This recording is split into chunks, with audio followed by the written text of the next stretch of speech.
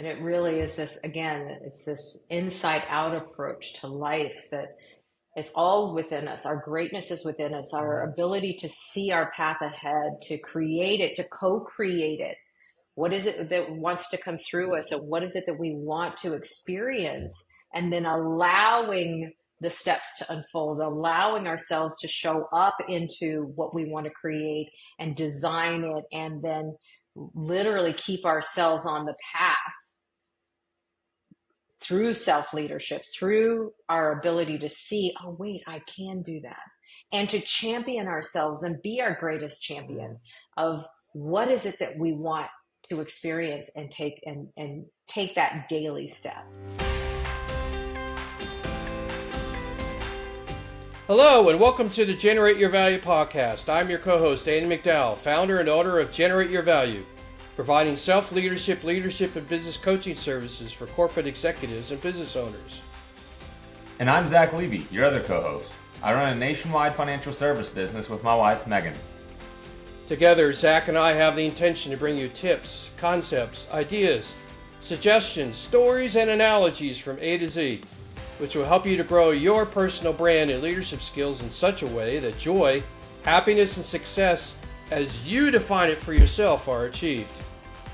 We hope to use our gifts, talents, and experiences in business and leadership to generate value in your life. And with that being said, let's move to our topic for today.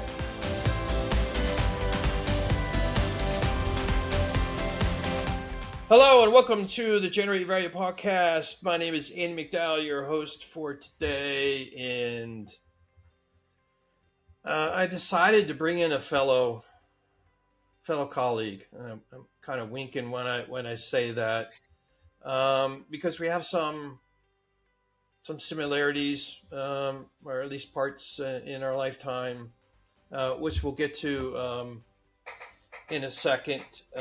She's just made the transition from California to Florida. And I know what you're thinking. Wow! California to Florida. There's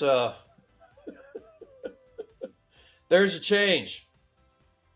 I don't know. We'll get time in today's episode to kind of explore or drill down that rabbit hole about the changes that you experience from California to Florida. But glad she's over on the East Coast now. I only have an hour difference with her now instead of the 3 hours from that perspective. But her name is Kamin Samuel, PhD.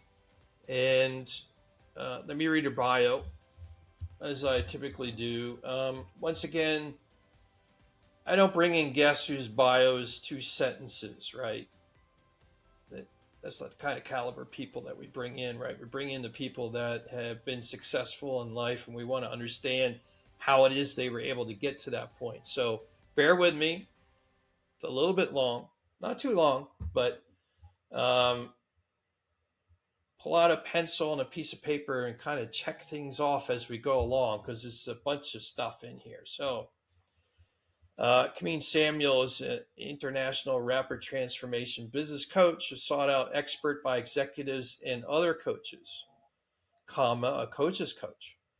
Her unique expertise is to help her clients clear hidden barriers to achieving greater success and fulfillment in their businesses, as well as all areas of their life. You've probably heard a lot of that on this podcast, since that's what I do as well. Kamin is also a keynote speaker and conducts workshops on various leadership topics for corporate and military. Hold on to that word military, and is a frequent podcast show guest. Kamin has the distinction of being the U.S. Navy's first female African-American helicopter pilot. Pause for effect. Let that sit in for a second. Oh, so many questions that I want to ask on that one, but we only have a certain amount of time. Having served as global VP of website operations at a billion-dollar company, she has a background in IT, web development, online merchandising, and a PhD in positive neuropsychology. Remember that. Another one to write down and check the box. Kamin is an award-winning and best-selling author of several books. Her most recent books are The Conscious Luck Workshop. She co-authored with Dr. Gay Hendricks and Carol Klein, New York Times bestselling authors, and Wealth Creation for Coaches, co-written with Stephen Chandler. Now, we're going to get into this in the latter stages of our conversation. She is now a filmmaker. Moved California to Florida, and she's a filmmaker.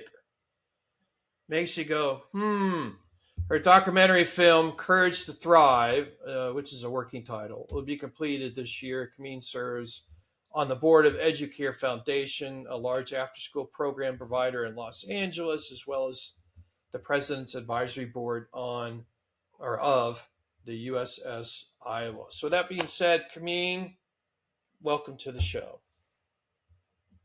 Thank you, Andy. Thank you so much for having me here. So many questions. I just don't know. Targeting 45 minutes. I don't know how far down my list I'm going to get. But like I usually like to do with my guests, pick a spot on your timeline of your life and start there and kind of fill in the holes for us. What has your journey been like to get to where you are today, and don't leave out any details about being a helicopter pilot in the U.S. Navy. Well, I'll probably start around there because that's where so much pivotal parts of my life really happened.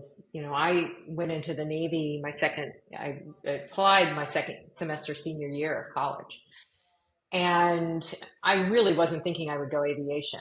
What hadn't even crossed my mind. I just wanted to see the world kind of thing. And I also had a really hunger to own a business, to build something.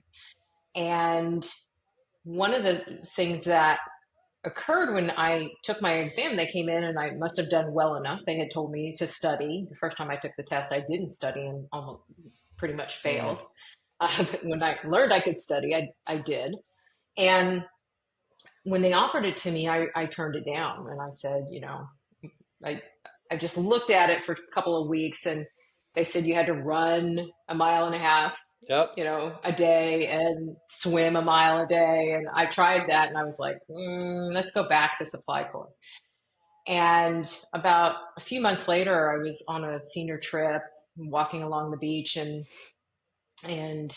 a formation of Marine helicopters flew overhead. And I was like, really, God? And I asked my recruiters, what are the chances of moving my package to aviation? They said, I'll call you back in 20 minutes. They moved it. I didn't know that they moved it. I'm like, no. They're like, your flight physical is in, your reporting date is here. And when I got to Pensacola, I'm, again, not an athlete.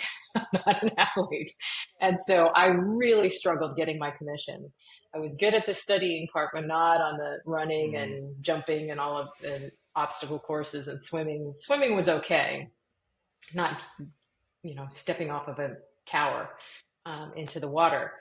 And so when I was finishing up getting my commission, it was kind of towards the bottom of the rankings of people getting their commission. And I made a decision there that I would never be at the bottom again. And so when I went to flight school, I decided I wanted to be number one. They said, if you're number one, you get to have the squadron of your choice. I said, okay, great. So fast forward, I went through flight school, T-34, and then the only aircraft that women could fly kind of combat rated, not combat at the time, but combat rated, was helicopter. So I chose the CH-46. And when the rankings came out, I was number one by a significant number. And when the orders came out, I had requested San Diego, ready to go to San Diego. They gave me Norfolk. Let's just say, it all depends on where the needs of the Navy are, right? You're at their beck and call. That's the phrase. Yep. That's the phrase I heard. And I'm grateful. I'm really grateful for Norfolk. Norfolk was an amazing opportunity for me. I got to go to the Mediterranean twice for 6 months. Fly at sea. It was, I'm so grateful for the squadrons that I had. And then I went on to postgraduate school in Monterey and then was a flight instructor down in San Diego. Mm-hmm. So I did get a stint down there and then got out because I always had wanted to own my own Right. business. And when I had that opportunity, I left the Navy early. I owed them money.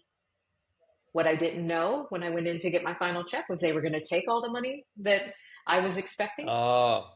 And I needed that money.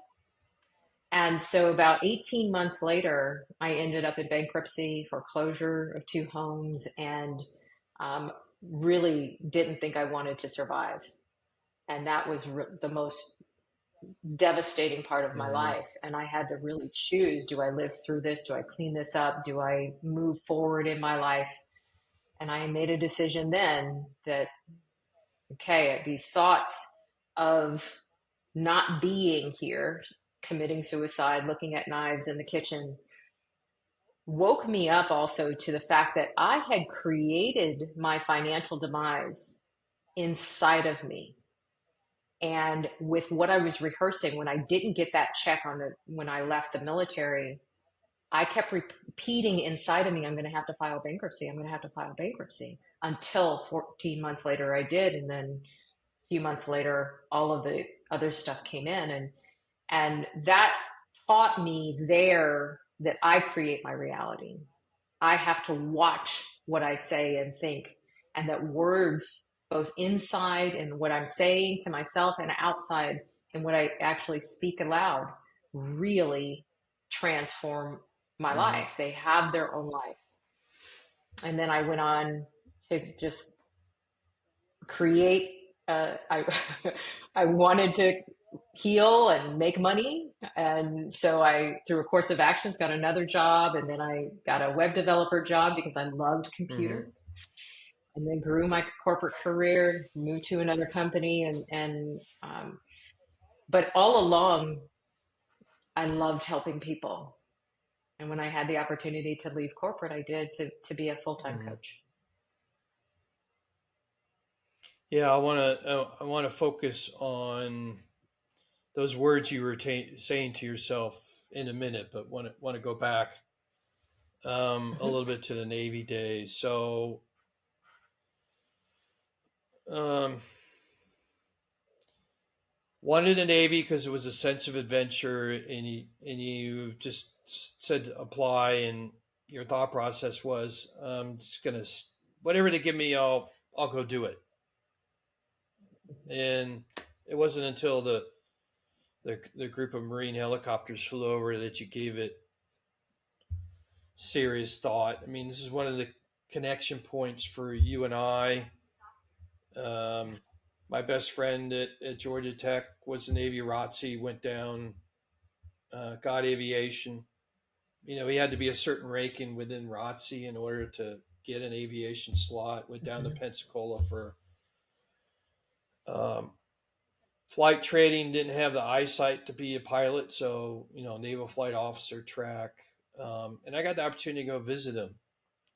I've always been fascinated with aviation. Made model airplanes as a little kid. Always fascinated with the thought of flight.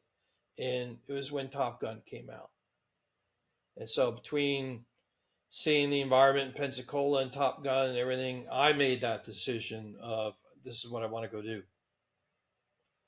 Um, Unfortunately, I had some issues and problems in my life. You had your bankruptcy, thinking of Mhm. suicide. Me, it was a self-esteem issue, and it took me a little bit longer to get my degree at Georgia Tech. And the Navy only had certain, particularly with the demand they were having because of Top Gun, only a certain Mhm. number of slots, and I couldn't get my degree in time to go down for AOCS and have to do that mile and a half. That was my worrying point too for me myself, was I was not the best in shape. I knew very strong here, but physicality of it, I really wondered about, particularly somebody that suffered with asthma as a young kid.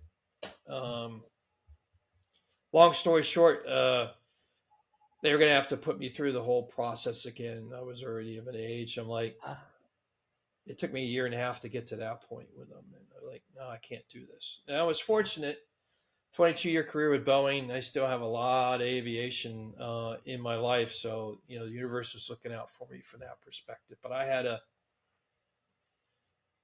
backseat slot in an F-14 in the reserves.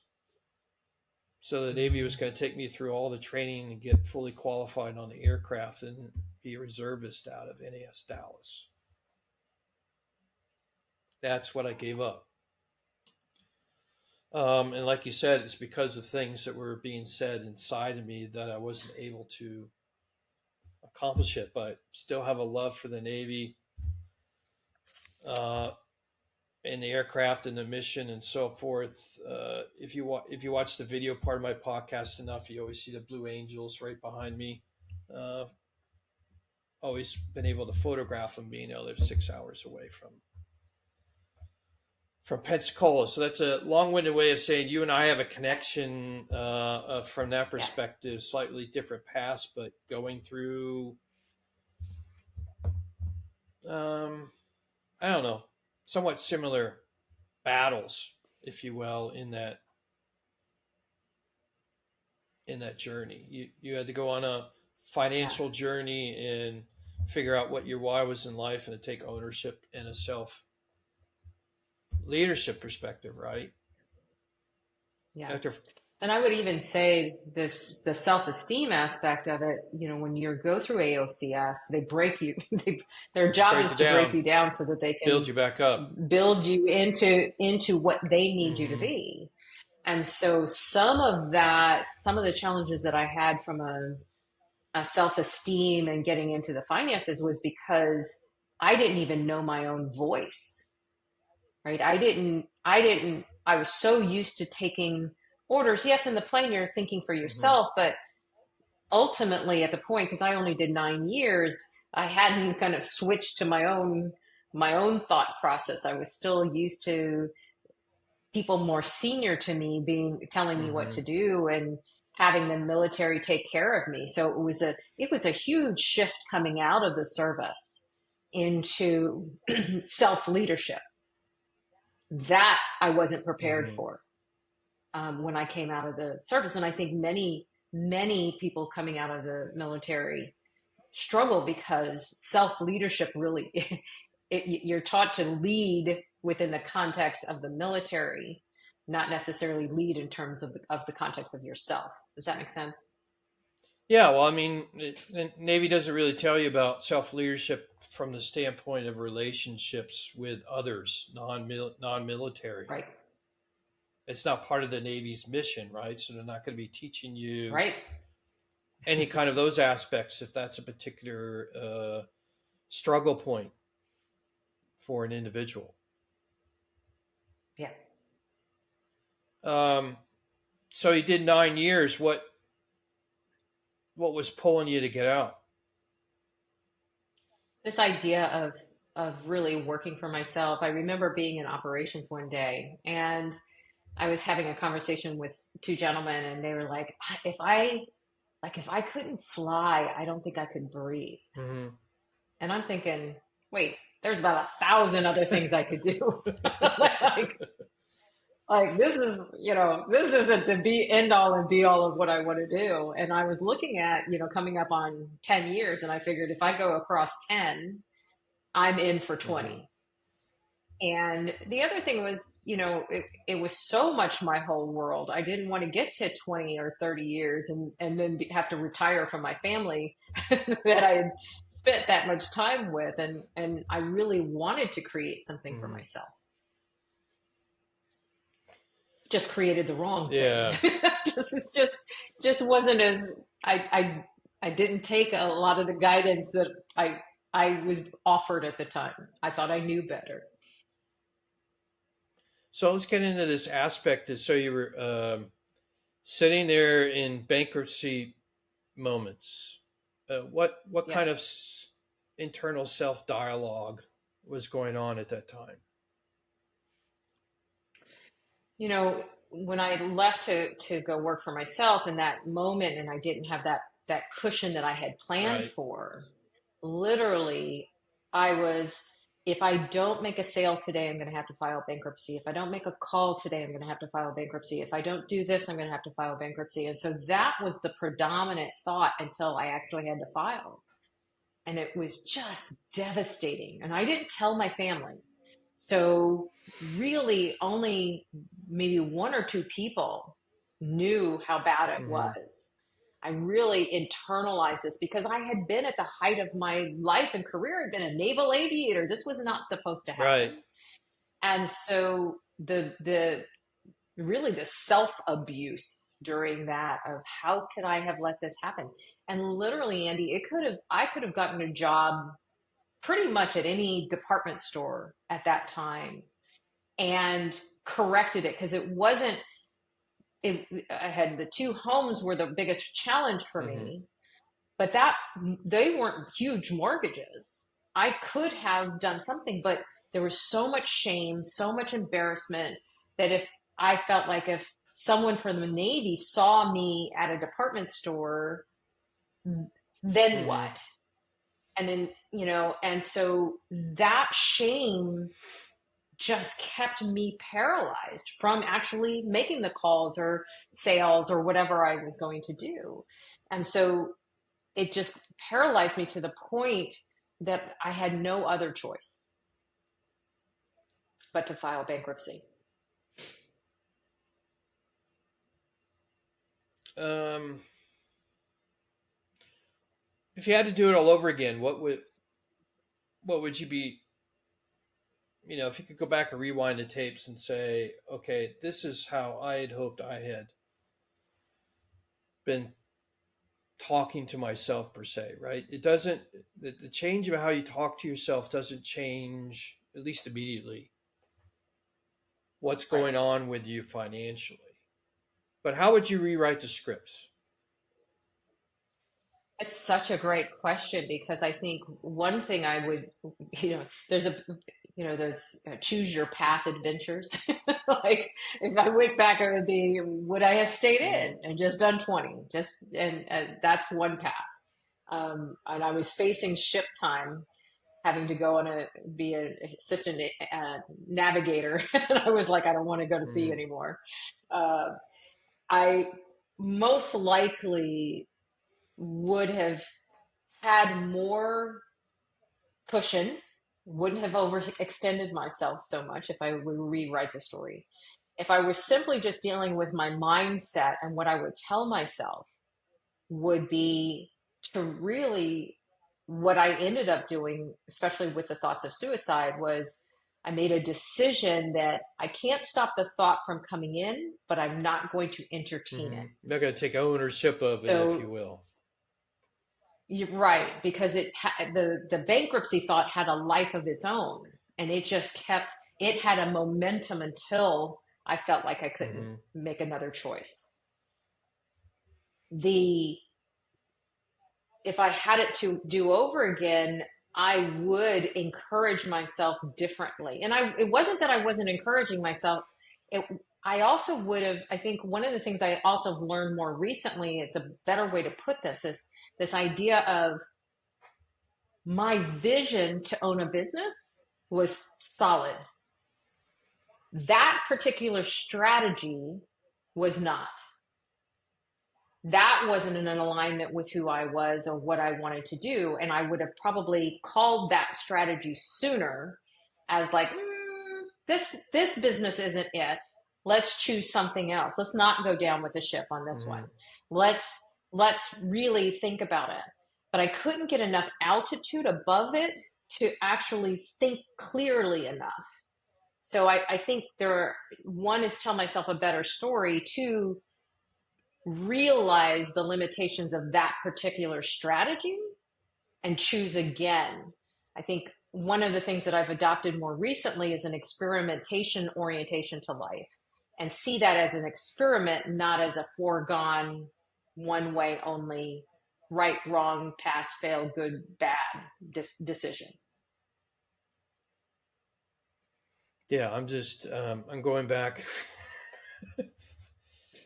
uh, I've been at this for 4 years, being a coach, just like yourself, coming after 22 years with the corporate world in a nice paycheck, which allowed me to do certain Mm-hmm. things, and all of a sudden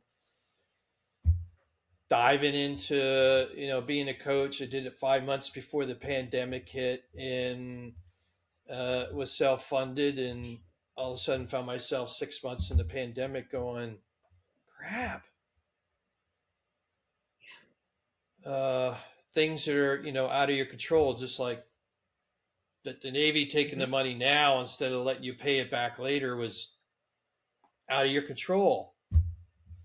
Yeah. And sitting there and not being in the best of financial positions like I used to when I had a nice fat paycheck from the Boeing company, Right. and I can appreciate those dialogues that are going on inside your head when you're living your dream and trying to build your business and you've got things outside of your control that are affecting it. And are you going to take ownership of those Hmm. things? It harkens me back to my 20s with the self-esteem issues, and which Yeah. were for foremost the relationship with my father as a child and some things he did in my life that were from the goodness of his heart, but the way that I received them didn't feel that way. And so I took ownership of how that felt to me to Hmm. start building tapes in my head that I was saying to myself about the self-worth. Yeah. So I could have easily fell in that trap in the middle of a pandemic with not getting the financial results I was hoping for, a part of my business plan when I started 5 months before the pandemic hit. And I could have taken ownership of that and changed the thoughts in my head, but I didn't because of the lessons that I learned from when I was doing it and through Yeah. therapy and so forth. Learned that I shouldn't take ownership of what was happening outside me by the behaviors or words or actions of my father. Um, and it's because of having that back in my 20s that now here I am in my 50s facing this, that learning and integrating those lessons back then helped me to get through this process and say, yeah, you got an external thing that's hitting you here, but it's not because of anything that you did. It's outside of your control. So don't change the tapes that are in your head. Use your intellect to figure out ways to pivot and do some other things to help you out in the meantime. And I changed marketing strategies and all that kind of thing to deal with it. Yeah. And I think that's what gets kind of lost in all the noise in this issue that you and I are trying to address in our coaching is that ownership, right? You own your Hmm. life to include the voices inside your head, which can be changed, but you got to take a moment to say, nah, they're not serving me. They're not Yeah. serving my higher good. And therefore, I need to do work and to change the mindset and the tapes in my head with comments and words, which are choices that do serve my higher good. And it's at that point, Yeah. that's your anchor point, so to speak, that you can then begin a self leadership journey to get you to where you want Hmm. to be. Yes. So, couldn't start your business right away, but you went through a strategy to deal with the fact that you didn't get the bucket of money from the Navy you were hoping for. Yeah. That your dream didn't go away, got put on a shelf, and you led yourself through working through jobs that build up skills, talents, and eventually a bucket of money that could launch you into what you do today. Did I get that right? And I will say also, yes, but and going back, I had a chance. There was a chance a few years later after I was in corporate where I was thinking of leaving again. Mm-hmm. The company was in a drawdown. They were laying off people left and right, and I was praying, literally praying to be laid off.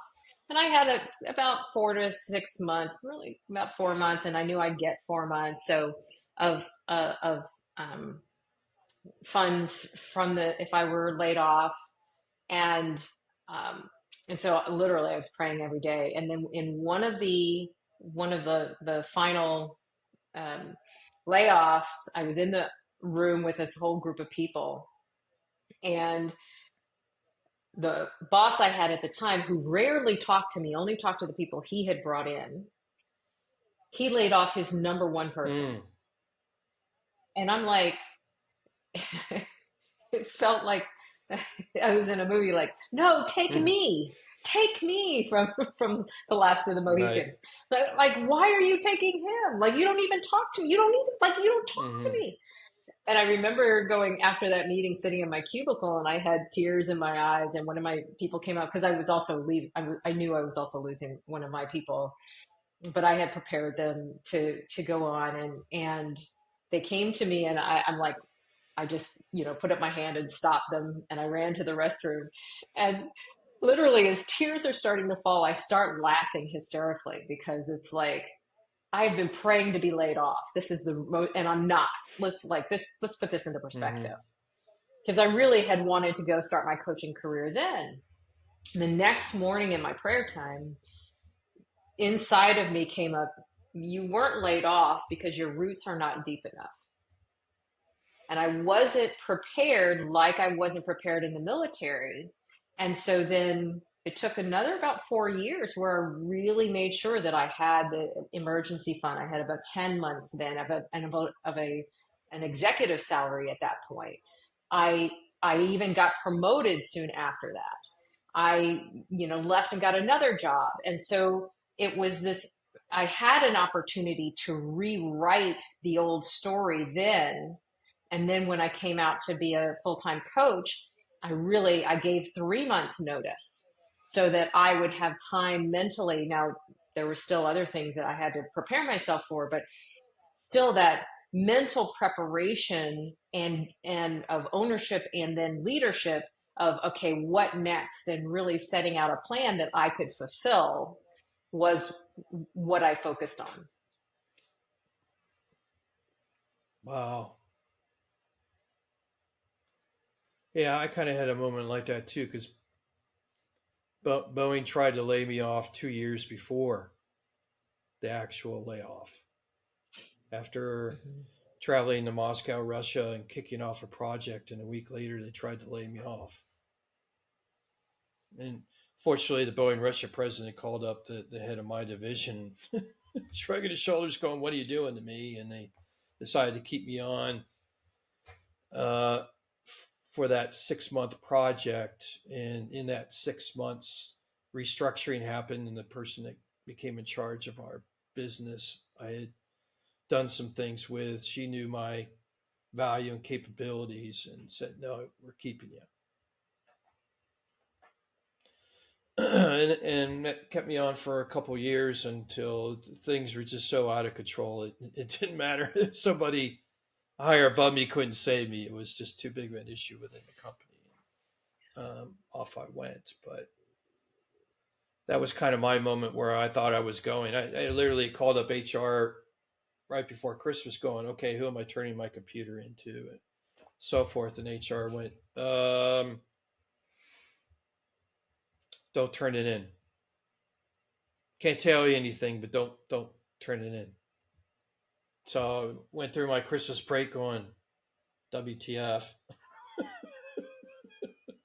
What does this mean for me? Right? What is this all about? I had already mentally prepared that I was leaving, and what am I going to do in my life, and so forth and so on. And went, not time. So is that the universe saying, no, you got to continue building your roots, because what we got planned for you in the future is you're not ready. You're almost there, but you're not ready. I don't know. Mm-hmm. Maybe one day I'll find out the full story, but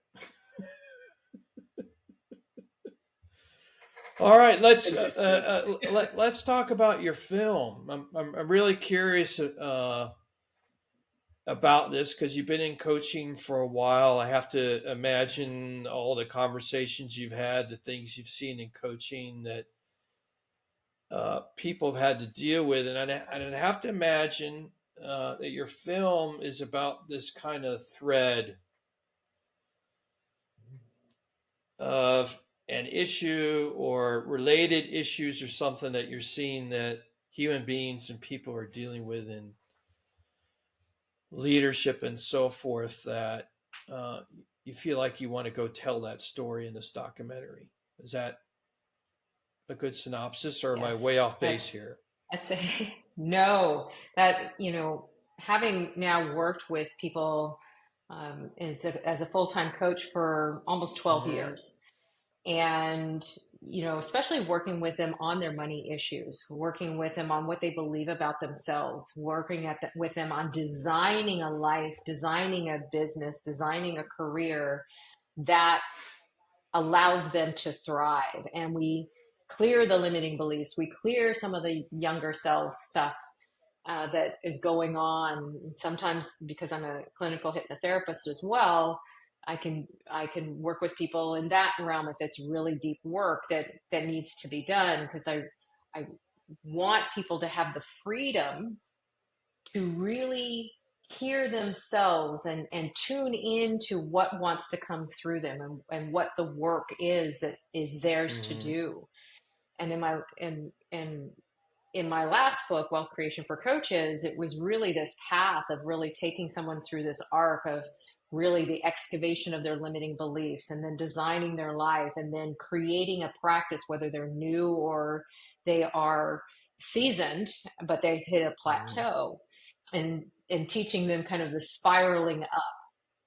And what I realized then was there's only so many people who get to work with me as a coach, primarily because my practice is mostly full, and I don't do a lot of group coaching. There are times when I do, but I wanted to make sure that, well, what about everybody else? Do they have limiting beliefs? Do they have challenges Mm-hmm. with money? Do they get worth and value mixed up? The value of their skills and abilities mixed up? Do they design their life? Do they get to the end of their life and they've been under earning, or they haven't really fulfilled the dreams that they've had? And so the documentary really came from this idea of kind of my story of the courage to thrive from that bankruptcy situation. And it's not a one-time event. We have courage to Mm-hmm. thrive in so many different times in our lives. And then telling the story through three amazing, amazing women. And I chose to tell the story through the lens of women of color: African American, Native American, and Hispanic Mm-hmm. American. Because in those three communities, they don't always get all of the information that everyone else gets on how to make money, and how to think about money, and how to build assets, um, how to even promote themselves, get promotions. And I wanted an opportunity to take what I know in my regular practice and really shift that to the screen, and be able to teach through coaching them both live and Zoom, in ways that they could start to see their life differently. The the Latina that is in the film is an amazing woman who is a veteran, an Army 22-year Army Mm-hmm. veteran. And I had the opportunity to meet her when I was teaching a transition course for Army veterans getting out uh, in 2020. And she was there, and she told the story of her CO, her commanding officer, telling her, like, you'll never get hired. You'll never get a job when you leave the military. Now, his motive was to keep Keep her her in, in, yeah. and it, but there, for family reasons, there was a challenge. And so, but here's this, and she was a finance soldier, so she knows budgeting and spreadsheets and all of that. And she's being told she's not going to get a job. And I'm like, no, no, no, time out. Mm-hmm. Let's like cancel that thought. And so our veterans don't, and I used to have to fight for veterans to get hired, because they don't know how to talk about their Mm-hmm.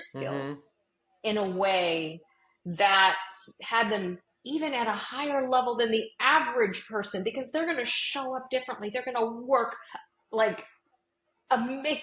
Like, they're going to be extraordinary workers. And so this ability for us to shift the narrative on these, the young African American woman, just got her master's and she got promoted. Now she's gotten another Mm-hmm. promotion.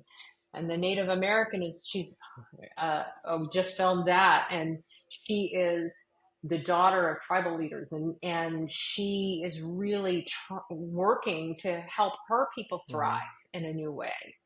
And to tell these backstories and then be able to coach them and help them see their lives differently, to me is the greatest thing that I could do in my service, to helping women of color, helping everyone, because there's another component of this is, how do we teach the next generation to see life differently, that they can thrive, and that there's enough abundance in this world for Right. everyone.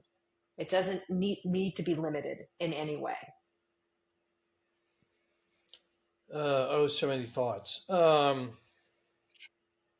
mean, that's the beauty of what I love, and I have to imagine it's the same for you, about what I do, is that the issues and the problems that we help, or the limitations that we help our Mm-hmm. clients with, uh, are not just limited to a certain percentage of the population. It's almost every single human on the face of Earth to some degree. For some, it's way on the heavy side of the spectrum, and for others, it may be on a lighter side, but we're all still grappling with the same issues. Mm-hmm. And many of those issues, Andy, are not enoughness, Yeah. right? We actually come in knowing we're enough, and then somewhere along our childhood, enoughness, we're not enough. We're rejected. We don't fit in. What I want is not available to me. That's available to Mm-hmm. everyone else. And that happens. I see that across the board, men, women, so race agnostic. And so this ability for all of us to see our enoughness, I have people write on their mirrors in whiteboard marker or lipstick, like, I am enough, Mm-hmm. like, put that in front of them, because from that enoughness, they can make different choices. They can move on their dreams in a completely different way. Yeah, and in that time period of when I was struggling with my self esteem issues and was trying to get into the Navy and was struggling with that process, I literally typed out a piece of paper, probably 25 affirmations about those issues, Mm-hmm. about I am enough, Yeah. and so forth, in an effort to get the tapes that were in my head to change. And so I taped that on the mirror in my bathroom, which I knew I was going to be in every single day, and in particular the beginning part of the day. So as I'm brushing Mm-hmm. my teeth and doing other things, I'm reading these affirmations and getting to change those tapes in my head. Yeah. And I had reached a stage where I'd taken ownership of my life, of my self esteem issues, and now I was doing a self leadership thing to change the tapes in my head, in order to change the thoughts to say, I am of worth. I do have value.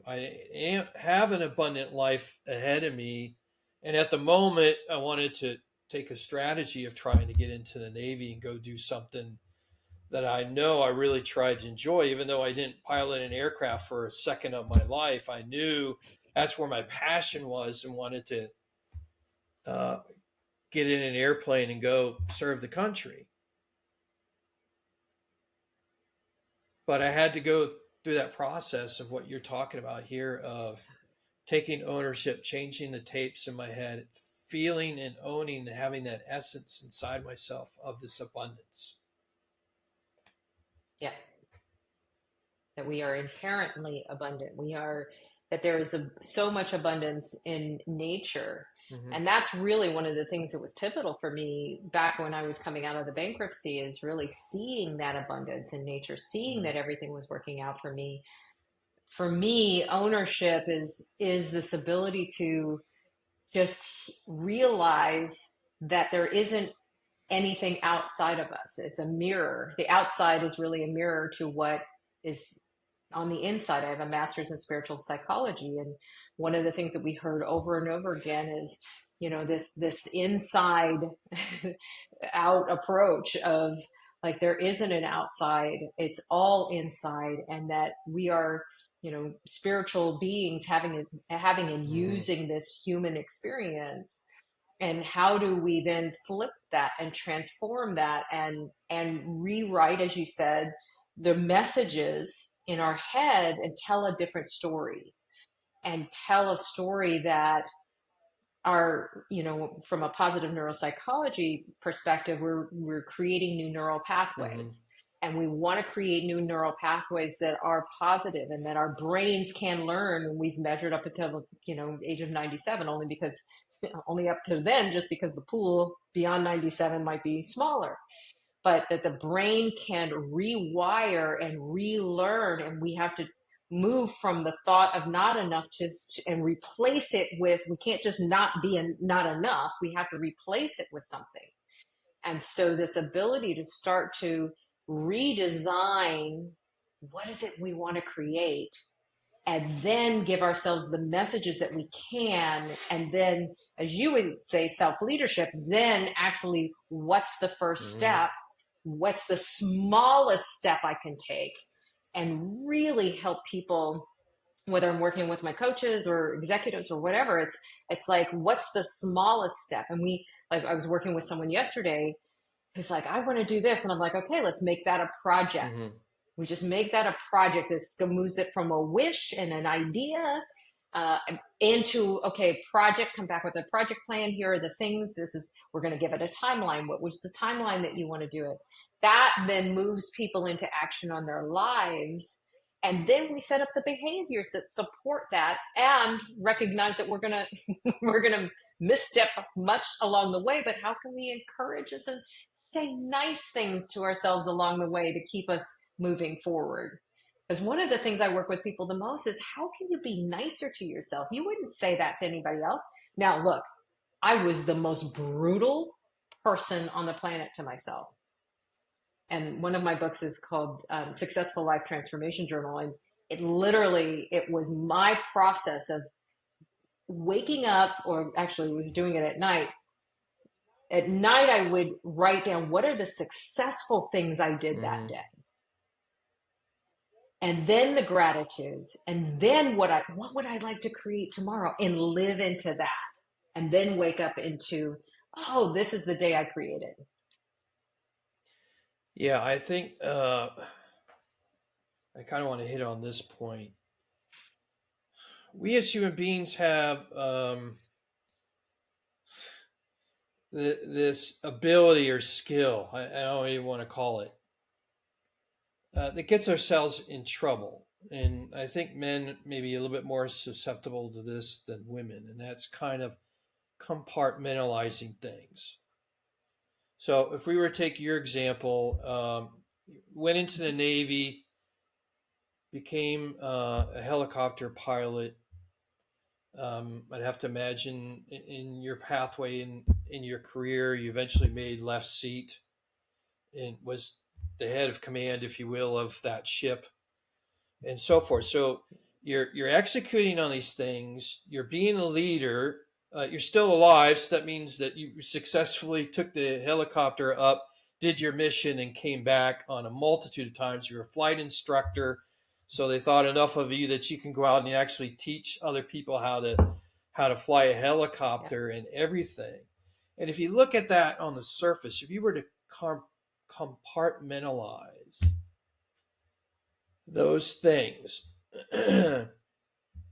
and the doing, if you will, the doing of being a helicopter pilot, people would think you're wildly successful.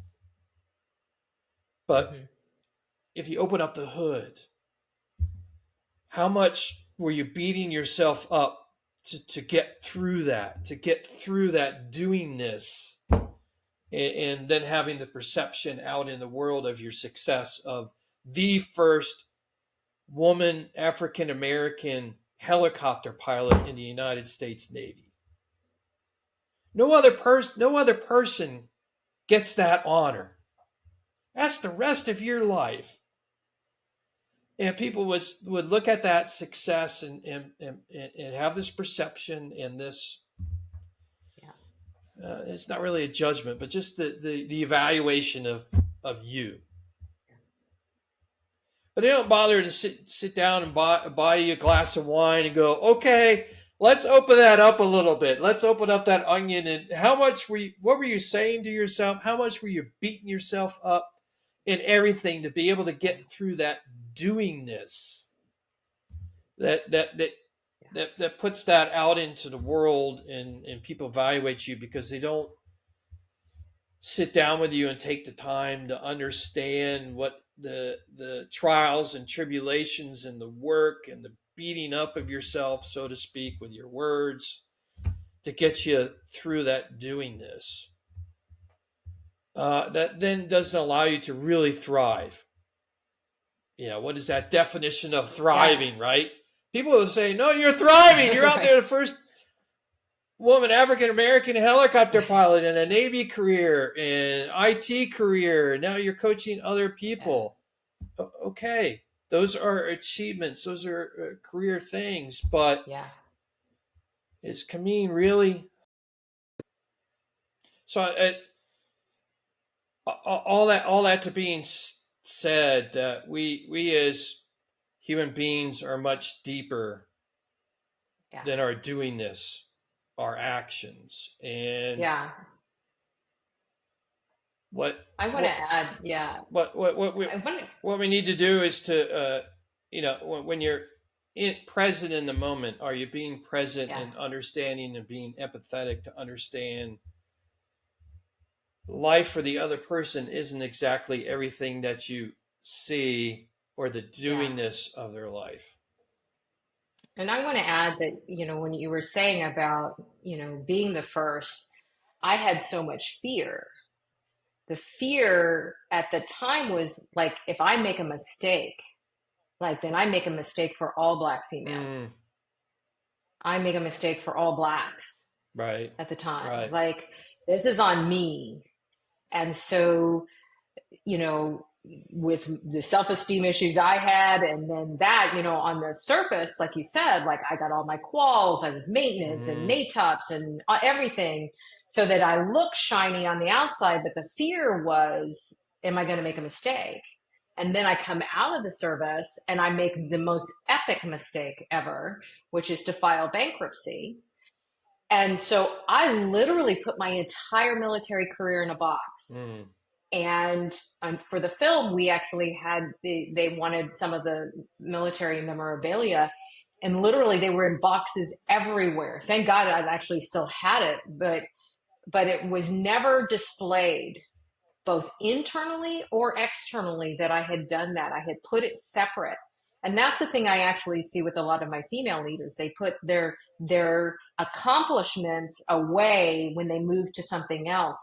And I've been working with people to bring the cumulative effect. And I've had to do that for myself on the inside out, of owning what I've done, owning my accomplishments, being able to speak from and being comfortable with it, and being able to help others see, similar to, on the film we're doing this, is like, you're not just this. Look at all that you've accomplished. Look at all that you've survived, and look at how you can thrive from here. Right. When we say life is a journey, or even if you go on a travel journey, you're going outside the country for the first time and you're going to go visit Rome, Italy for a week. Okay. We can talk about your doingness of that, right? Okay, what were your logistics? Well, I had to get a taxi cab ride to the airport and then get checked in, and then the actual flight for 9 hours to get to Rome. And we can sit here and talk about the doingness of your travel, just leaving it to the physical things and the logistical things that you did. Yeah. But we leave the whole emotional part out, right? Yeah. Oh, I was in such a chaotic state when I'm packing. The first time I packed for a long trip, and I couldn't even think about, okay, yeah, I can go get a weather report, but should I pack this dress or this blouse or this pair of pants or these shoes or da da da da da da? All that chaos of trying to figure out that perfect and exact bag to take along with it. We don't talk about that. We don't talk about, oh, it's my first long flight and I might have a little bit of fear flying, and what did I do to deal with those emotions, right? We leave all of that out, even though it's an essential part and an impactful part of our journey and of our story. And oh, by the way, if you sit down with a friend for an hour, hour and a half over dinner to talk about that, do you only talk about that doing this, or do you bring the emotional journey in with you? And which one do you think is going to have the more satisfying experience with your friend in a year and a half, in that hour and a half Yeah. dinner? Yeah, many times I didn't say anything. And I remember meeting one of my dear friends at the time. She was a hypnotherapist, and we were at breakfast. And then I was like, "Oh, can I stop by Mm-hmm. later?" And we're just talking. And she's like, "Yeah, come on over." And as soon as I walked in her office, I closed the door, I burst into tears. Mm, Because that whole morning I was like, oh, everything is great. People are asking me how your business and everything. And I'm like, yes, everything is wonderful. I got in there and I had to tell her the truth, which is I'm a hot mess. And so most of us wear this weight on the inside, mm, and we again don't acknowledge ourselves for what we are doing right. Because I want people to see that we can use those things of successes to create a new momentum in our lives versus what are we beating ourselves up, what are we rehearsing in our minds so that we can actually move to a thriving mm-hmm, place, not just surviving but actually what does thriving look like? If you design life success, not what the world tells you about mm-hmm, success, what would be successful for you and what would light you up? And one of the books, the Conscious Luck Workbook, we talked about is luckifying a goal. And that's, is it meaningful? Does it light you up? And does it benefit others? mm-hmm. When we have that trifecta, that can transform any goal. Well, that brings that emotionality and our connectedness to what we want to create in the world. Mm-hmm. Yeah, and I dare to say that's what the universe is looking for from us. Yeah, that's where we're in alignment.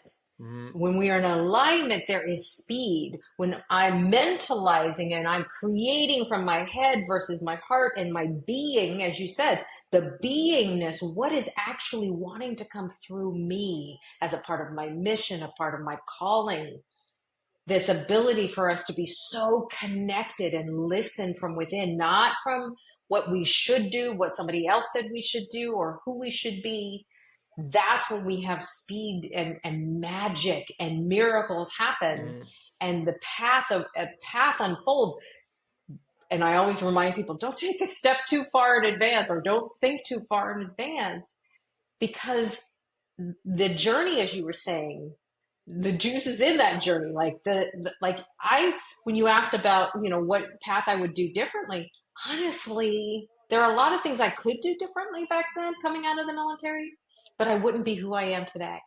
And Yep. I really appreciate who I am today and what I've created, what I've overcome, what I survived. I'm grateful that I didn't take my life, because what I get to do now matters. And Mm-hmm. I matter then, I matter now. And that's one of the core things that when I'm doing hypnotherapy is reminding people, the one, that they are enough, and two, that they matter, that their presence matters. And we need everyone for this world to thrive at a new level Mm-hmm. now. Yeah, I think a lot of us suffer from, so that I use a lot of business language in my coaching to help people to get to understand we work too much at the tactical layer, right? That when we talk about the higher self, I try to get people to picture um, at the bottom ranks is all of our doing, the tactical side, Yep. right? And in business, The tactics is a lot of the doing. It's where the interface Yeah. with the customer is, and there's a lot of day to day, a lot of legwork, a lot of logistical work. That's a lot of the doing.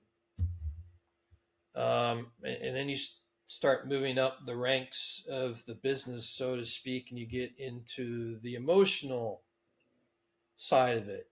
You know, just like you're still a business, you're still a human being, and now you're dealing with the emotional sides. And how much are you bringing that into the experience of your life and the experience of a business? It's the Yeah.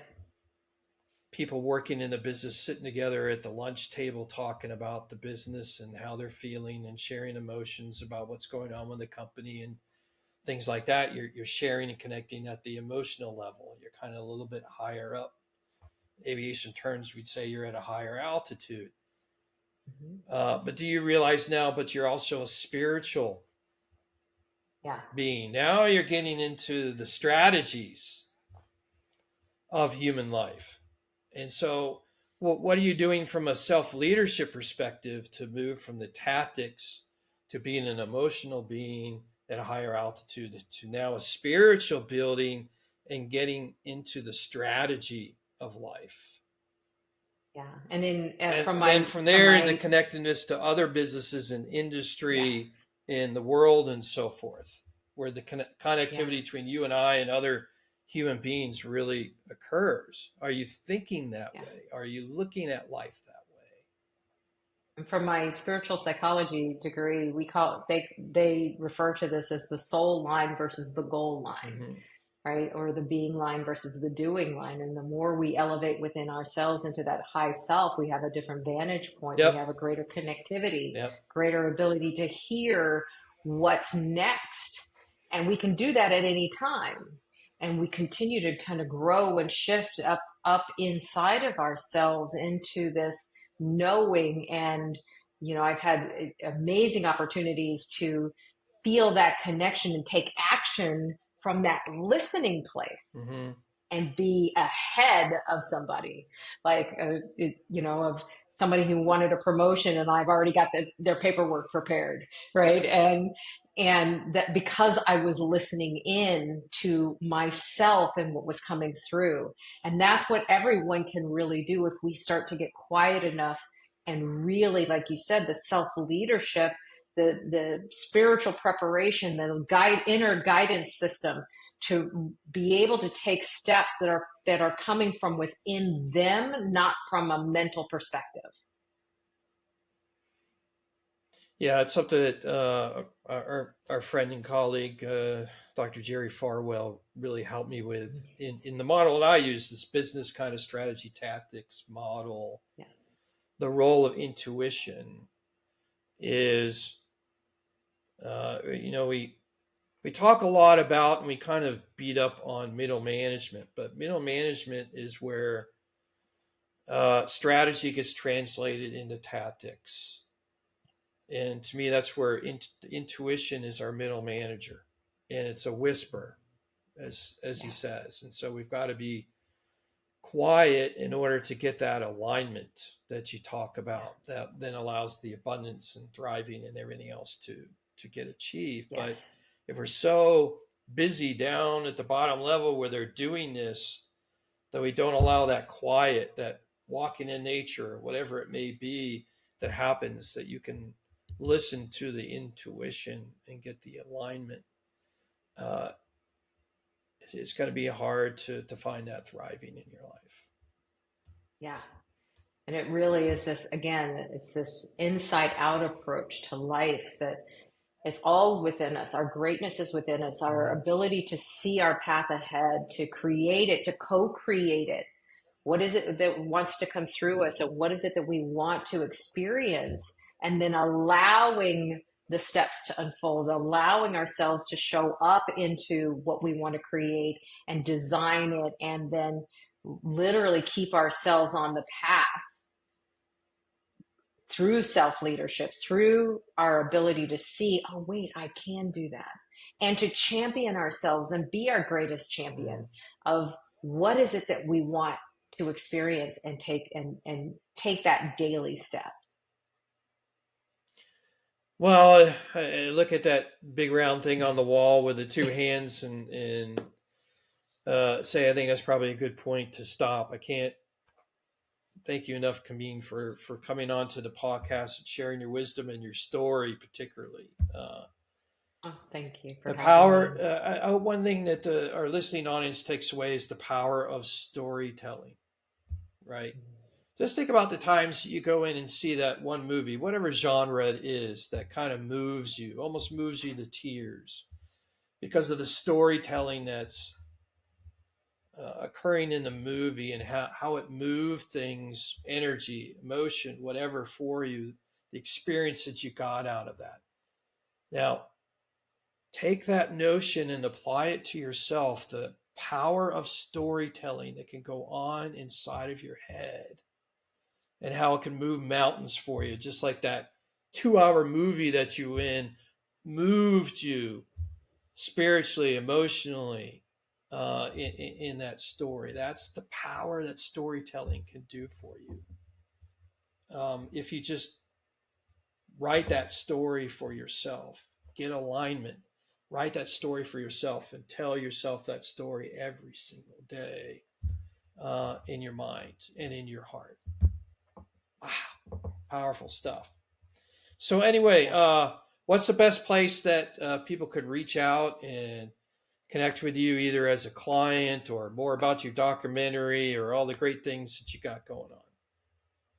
They can go to kaminsamuel.com and learn more. There's a lot of free information on the website, free audios and videos, because I really want people to have access to everything that I can to move their lives forward.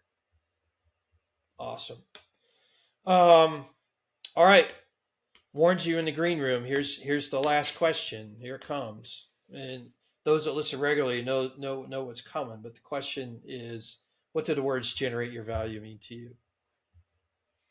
I really love that phrase, and that your website is named that, because it goes so well with this inside out approach. Mm-hmm.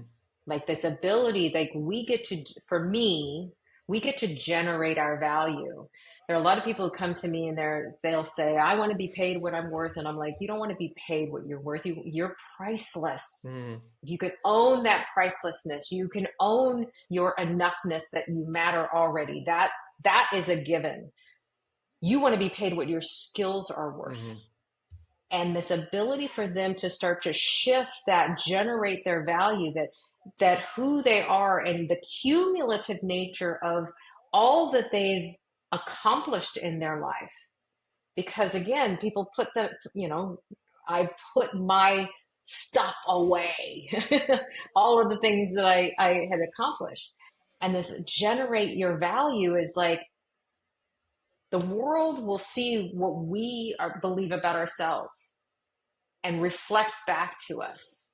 And our ability to own who we are, own our gifts and abilities, own our strengths, own our strengths as superpowers is one of the things I also work with people on. And then when they can generate their enoughness and their self-esteem and high positive regard, that gets met by the universe and reflected back to them. And there's magic, there's miracles, there's opportunities that flow to them, and the Mm-hmm. abundance of life is there. Yeah, and been on over 60 podcasts as a guest. And one of the things I really love to talk about is the fact that value gets shown up in many different shapes, sizes, colors, and so forth in the world. Right? So the value that you generate could be from a physical standpoint, a logistical standpoint, a doingness standpoint. But there's emotional value, spiritual value, and we could have a 60-minute conversation just on how value shows up in the world. But Yeah. are you paying attention to the fact that you understand that? Yeah. Right? That the value that you generate out into the world shows up in your relationships, it shows up in your doingness of your 24-hour day and so forth. And are you approaching the strategy, if you will, of your life from that aspect that you know that you can generate value in so many different shapes, sizes, and colors in the world? And like you said, the universe will meet you there. Whatever you want to create, truly. And it's a partnership. Yes. And so if we owned our value and generate it and focus on it and create it and amp it and celebrate ourselves, see our strengths, not weaknesses. I love to live from strengths, strengthen your strengths. And this ability, if we see that, we can do so much. And I always tell my clients, I have no limiting beliefs about what anybody can do. And from that place, they can generate jobs, money, whatever the external is, but it has to start from the inside. Well, it's more fulfilling if it starts from the inside. I'll say it that way. Like I say in our canned intro for this podcast, it's, success as you define it for yourself. Yep. It may be lots of money. Absolutely. It may not be not any money. It may be living a rich emotional life. You may be a creative and you could care less about money, but you want that emotional, whatever kind of experience through art or photography or whatever. It doesn't matter. How do you define it for yourself? And do you live an abundant life that allows that to show up in your life? Yeah. And abundance is everything. Like you said, relationships, health, money, friendships, personal abundance of your relationship, and the ability for us to see that gets reflected back to us based on how whole and complete we feel inside. Magic. All right, for the listening audience, we can't thank you enough for joining in on Kamin and I's conversation. Kamin, we talk about golden nuggets on this podcast, and hopefully our listening audience takes the golden nuggets of my conversation with one or more people and can take those golden nuggets, integrate them into their life, into their business, whatever it may be, such that abundance and joy and happiness and success as they define it for themselves show up. And I got to say, the only way you didn't get a golden nugget out of this conversation was you turned your ears off. You're watching the video, but you turned the audio off and didn't hear a word that we said because it was just full of golden nuggets out of our conversation. So we're here every Tuesday. I hope you hit that subscribe button and come back and visit us with another great guest, the caliber of Dr. Kamin, and get some more golden nuggets to keep adding, keep integrating, keep living. Get out of the doing, get into the being, get into the spirituality, get alignment, and let the universe meet you there so that all this stuff shows up in your life. Oh, it's been amazing conversation. Thank you for taking that valuable resource, Dr. Kamin, that you have time to come share your life story and those golden nuggets and wisdom you have to share to the world. Thank you. So that being said, have a great day. Have a great week. We'll see you here next Tuesday with another great episode of the Generate Your Value podcast. Take care. Thank you so much for joining us today on this episode of the Generate Your Value podcast. If you find our conversations to be useful in your life, I invite you to subscribe to our podcast so you don't miss an episode. You can find me online at Instagram at _Zach.Levy, Facebook, and LinkedIn. For information on my coaching services, visit my website at www.generateyourvalue.com. You can also find me and my company on LinkedIn, Facebook, X, and Instagram. Simply search for Generate Your Value on those platforms. Once again, thanks for joining us for today's podcast, and we invite you to generate your value in this world.